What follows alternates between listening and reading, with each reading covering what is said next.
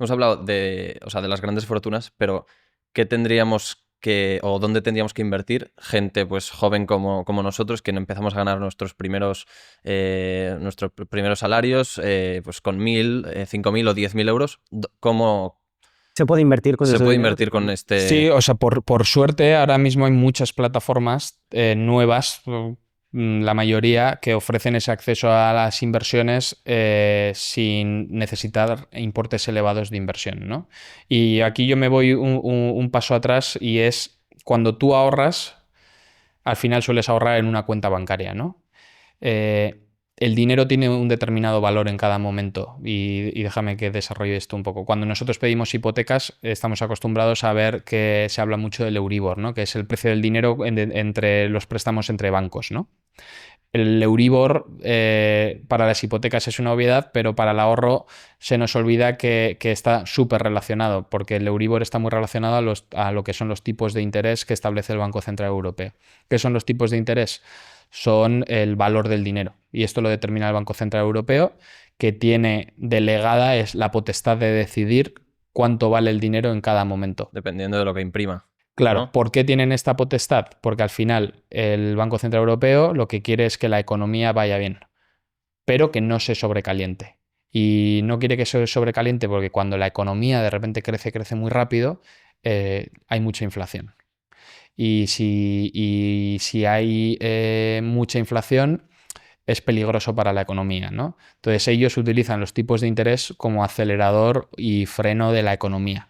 ¿Qué ha pasado en los últimos 2 años? Que los tipos estaban en negativo y los llegaron a subir al 4%. ¿Por qué? Porque había mucha inflación y estaba todo el rato en las noticias la inflación, los precios de los alimentos, tal. Eso no es deseable para una sociedad, ¿no? Que suban mucho los precios de las cosas. Pero veníamos de la pandemia, veníamos de mucha acumulación de dinero, había problemas de escasez de productos y enseguida repuntó la inflación, la guerra en Ucrania hizo que los precios subieran muy rápido. ¿Qué hizo el Banco Central Europeo? Vamos a subir los tipos de interés. ¿Por qué subes los tipos de interés?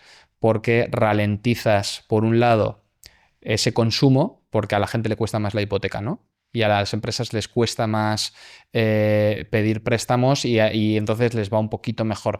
Entonces, como les va un poquito, o sea, perdón, les va un poquito peor. Y todo este conjunto de subir tipos de interés afecta a la economía y la ralentizas. Las empresas producen peor, que digamos, entonces igual a nivel laboral tampoco hay tanta creación de empleo, hay menos dinero en circulación, la gente puede consumir menos porque le han subido el coste de la hipoteca, ya no te compras el coche que te querías comprar porque la financiación ha subido un montón, ralentizas la economía. Y Ujú. cuando ralentizas la economía, baja la inflación. Y han conseguido que baje la inflación. Por eso ahora los tipos de interés han bajado del 4 al 3,25. Lo que no se habla y no es tan obvio es que cuando tú subes los tipos de interés, también lo que tratan de hacer es incentivar el ahorro. ¿Por qué? Porque los tipos de interés afectan lo mismo cuando pides el dinero que cuando lo ahorras tú. Y cuando lo ahorras en realidad en una cuenta bancaria, tú se lo estás prestando al banco. Y el valor del dinero es el mismo. Entonces, cuando subieron los tipos de interés al 4%, realmente el dinero estaba generando el 4% anual.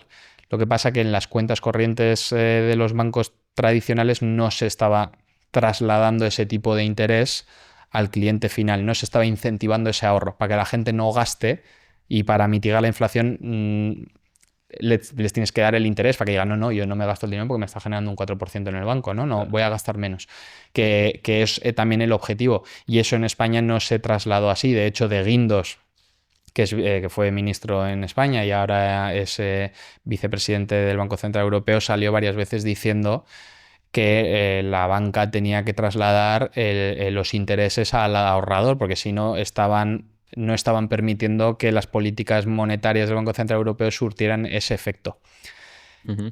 Y ahí entráis Ahí entramos las nosotros bancas y virtuales nos que... popularizamos un montón porque llegamos a pagar el 4% a los clientes sin ninguna condición hasta 50.000 euros y cuando bajaron los tipos de interés al 3,25 nosotros los hemos ido bajando, ¿no? Bajó del 4 al 3,5 y del 3,5 al 3,25. Pero la lectura es que nosotros trasladamos los tipos de interés a todos los clientes nuevos y existentes sin que tengan que cumplir una condición. ¿Por qué? porque ese dinero les pertenece, porque esos intereses los han generado su dinero, ¿no? Entonces se lo damos a ellos. Volviendo a la pregunta de... Ayer, perdona, había gente que oye, voy a entrevistar mañana a Antón de Trade Republic y me decía, pregúntale por qué me ha bajado el tipo de interés a 3,25 cuando hace 2 años estaba en 4. Porque no depende de él, que es el lo Banco ha Central, bajado ¿no? el Banco Central Europeo, nosotros lo tenemos que bajar porque si no perderíamos dinero. Claro. Lo máximo que podemos hacer por la gente es darle el tipo completo y no quedarnos nada, ¿no?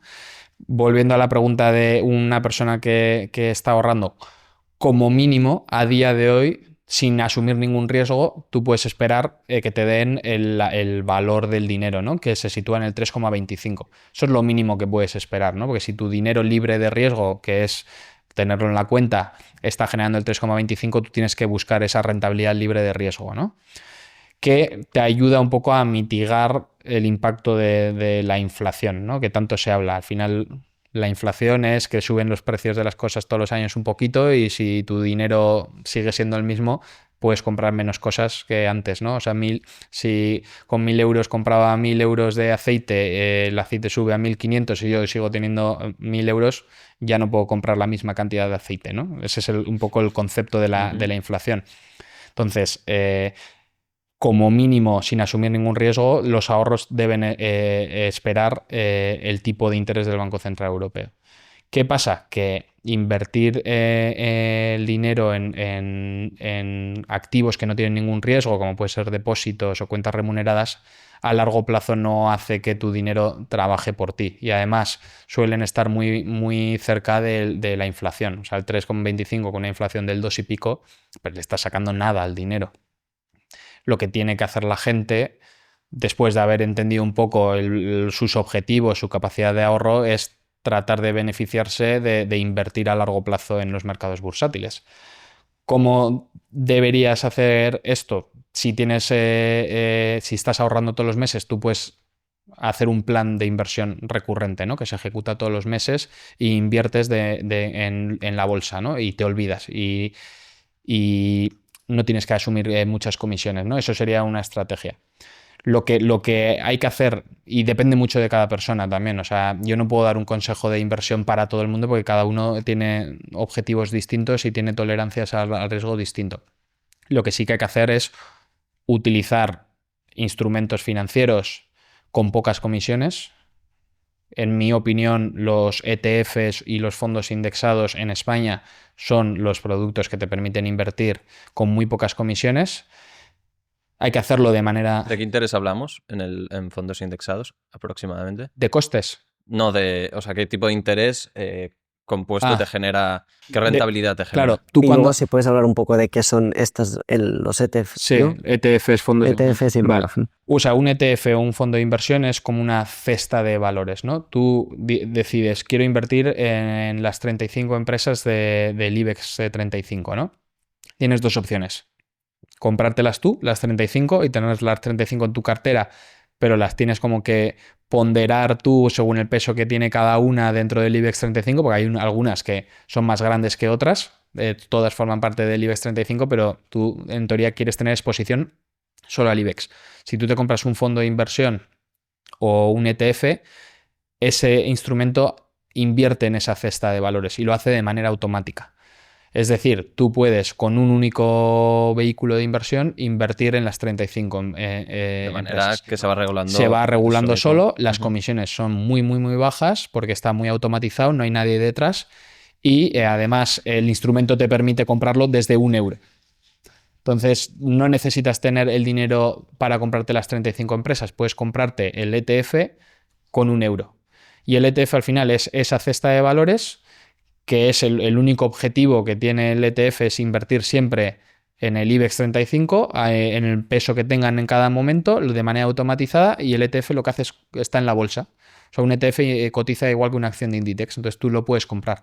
Y ese instrumento financiero siempre tiene la exposición al IBEX 35. Obviamente hay ETFs que invierten en distintas cosas. Tú tienes ETFs del IBEX 35, tienes ETFs de la bolsa índices. SP500, tienes de los famosos índices. Los índices al final, un índice es una referencia que se utiliza en la industria Estas para cestas, seguir... ¿no? Sí, son cestas que se crean para hacer seguimiento de distintos activos. Entonces, el SP500 es un índice de las 500 mayores empresas por capitalización bursátil de Estados Unidos. El Dow Jones es un índice de las empresas industriales de Estados Unidos. El Russell 2000 es un índice de las pequeñas y medianas empresas, las 2000 pequeñas y medianas empresas de Estados Unidos. El Nasdaq, empresas tecnológicas. Se crean esos índices para hacer seguimiento de distintos tipos de activos. Luego tienes un índice, por ejemplo, que se llama MSCI World, que es un índice que sigue alrededor de 1.500 empresas de 23 países desarrollados. Y entonces, cuando tú tienes todos estos índices creados, se crean fondos de inversión y se crean ETFs que hacen un seguimiento de esos índices. Lo que hacen es, yo creo un producto por el cual cobro una pequeña comisión que se dedica a replicar la evolución de ese índice. Entonces, si yo compro un ETF del SP500, el ETF va a darme la rentabilidad que hace el índice después de comisiones. ¿Qué te permite esto? No tener que comprarte las 500 empresas americanas tú. Te permite comprar un único activo que te da exposición a las 500 empresas americanas con una comisión muy, muy, muy baja. Eso es un gran instrumento de inversión. En España no se conoce mucho, no quieren que lo conozcamos, pero en Estados Unidos y en Alemania son los productos de inversión más utilizados. Si te ha gustado este corto, tienes la entrevista completa en pantalla y en nuestro canal. Muchísimas gracias.